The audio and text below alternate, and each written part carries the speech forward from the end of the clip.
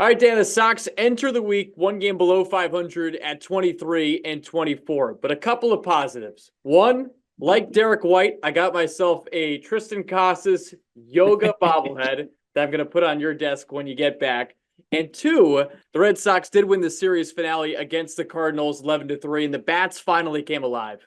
Yeah, that was the good news, and thanks for the Costas bobblehead. Very cool. I like to see that, and thanks for wearing the uniform, the CBS uniform. So we're good to go. We're on the same page with that. And yeah, it was nice to see them break out a little bit. And again, it's you kind of what is it? They're finding their level, right? And that's kind of what we've seen over the last several weeks, Joe. It's going to be a battle for them all season long to contend in the AL East with that competition. They got the lights out pitching. They're starting to leak a little bit, and the injuries. So everything's kind of crept up on them that we're now seeing it. And I think you and I talked maybe the first week of the season where I said, most general managers will tell you that wait until around Memorial Day to kind of see what you have, to figure out what you have. And I think we're starting to see that now with the Red Sox. And I think they understand. Alex Cora understands. It's going to be a battle every single night from the opening pitch, and he's going to have to approach it that way just because they don't have that major league level talent, elite talent that a lot of the teams in their division have that we're seeing starting to take off. And the Red Sox are about to play a 3-game series here against the Tampa Bay Rays. We'll get into that in a little bit. But Alex Cora talking before that Sunday game about the need to play a clean game. And they got that, and they needed just an easy breezy win, Dan, because so many of these games they played in the month of May, they've been starving for runs, and the bullpen's been taxed because they've had to pitch in so many high leverage type situations to either keep a slim lead or keep the team in the game. And you saw it start to add up in that series against the Cardinals, the first two games. So nice for them to just have a nice deep breath and get the early lead as they did. Tyler O'Neill hitting a home run on the 3-0 pitch in the first inning to grab that early lead, and then Nick Pivetta cruised the rest of the way. This was such a much-needed win for this team, and now we'll see where they take it from here. Yeah, and I thought it was nice in a lot of ways. Tyler O'Neill coming back to St. Louis, getting a home run there in that first at bat. So that was good to set the tone, right? And the other thing that stands out is their defense. The fact that Jarren Duran just seems to be getting better and better defensively. He's much more confident. And think about where he was, Joe, when you look at when he first started. And, they were laughing at him in some ways in center field, the way that he was playing the position. He had so many difficulties there. So good to see him do that.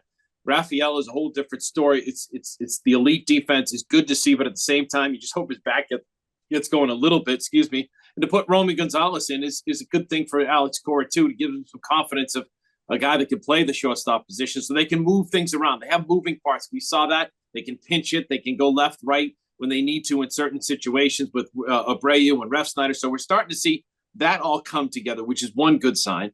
And then the other good sign was, you had a veteran. What did we talk about at the beginning of the year? Veteran starting pitching.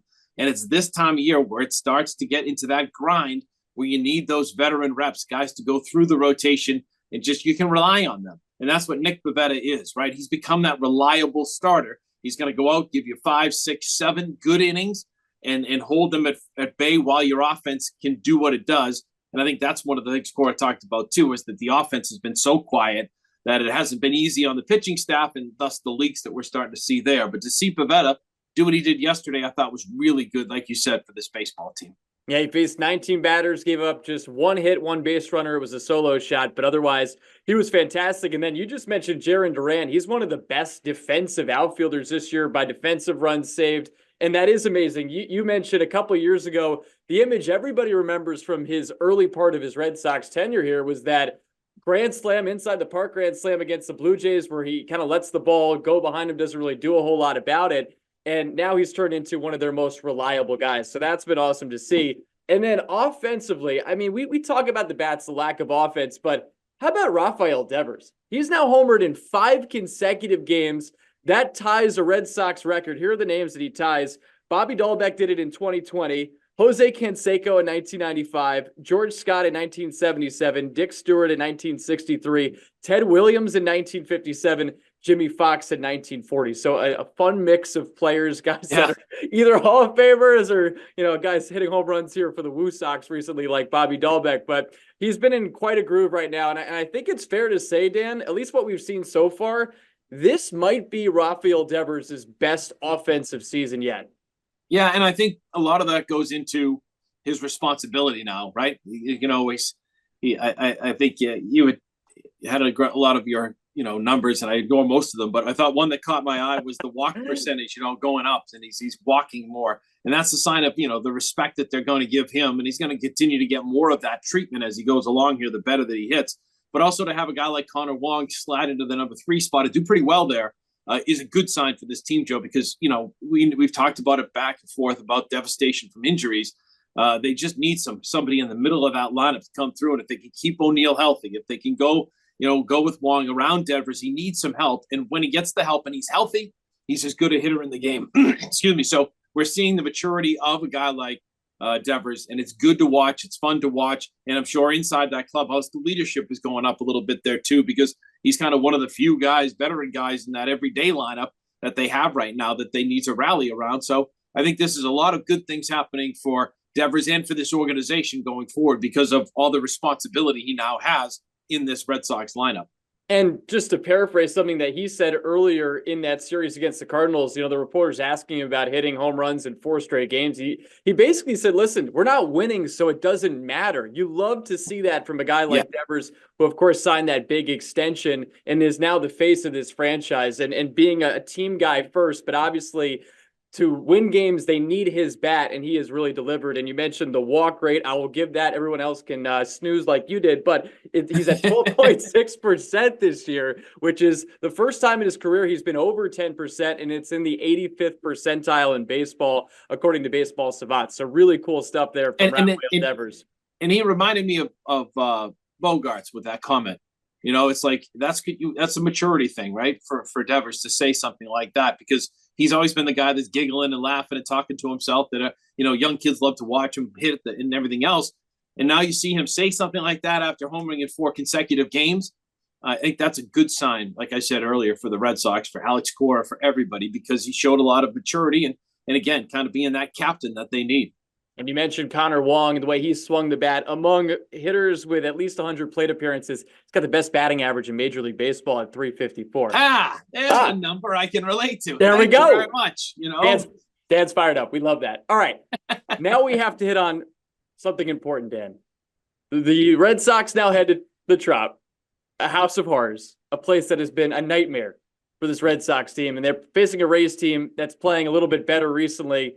And speaking of the American League East, this is another gauntlet of a season outside of the Blue Jays, because the Rays are now playing better, and then you have 2 teams at the top in the Yankees and the Orioles that have just been phenomenal this year. So these games are even more important because you want to make some headway within the division, but I think more so with a team like the Rays, because you're probably going to have to be fighting for a wild card spot with them.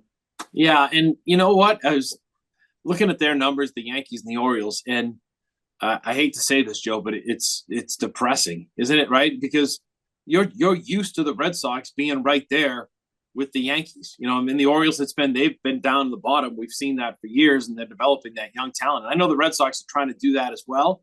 But man, if you're Alex Cora, you got to be sitting there looking at all the talent on both of those teams, and especially the Yankees. They just loaded up. They added Juan Soto. Judge is having a Judge year. They're getting pitching. They're getting everything going right, and that's what you want to be competing with, right? That's gonna kind of be, kicking you a little bit in the backside as we hit mid-May if you're the Red Sox. So that's my negativity. I'll give you that negativity. And as far as battling the Rays, will cheer you up. Yeah, there you go. Thank you very much. Appreciate that. And also him going in, nonchalantly to the Woo Sox game was awesome too. But I think what you're seeing now is Alex Cora is saying that, listen, it's every pitch, especially in that ballpark. The Red Sox have such a hard time there. As you mentioned, the house of horrors for them. They just got to focus in every pitch, every inning, every at-bat becomes important.